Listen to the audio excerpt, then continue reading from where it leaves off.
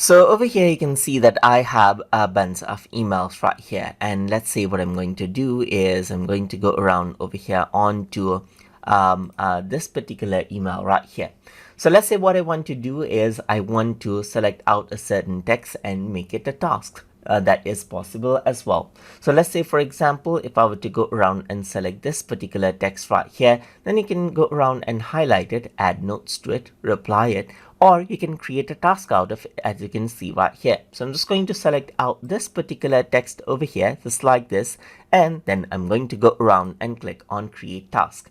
Then what happens is that it opens up the to do right here and then adds it as a task, as you can see right here, then in the to do list. If I were to go around onto, let's say, for example, this Zoom right here, so I'm just going to go around and select this out right here, just like this. You can go around and turn this into a task, as you can see on the right hand side. And that is how you can create tasks by using text in Microsoft Outlook. So hope you guys learned something as always. And as always, please like, comment, share, and subscribe.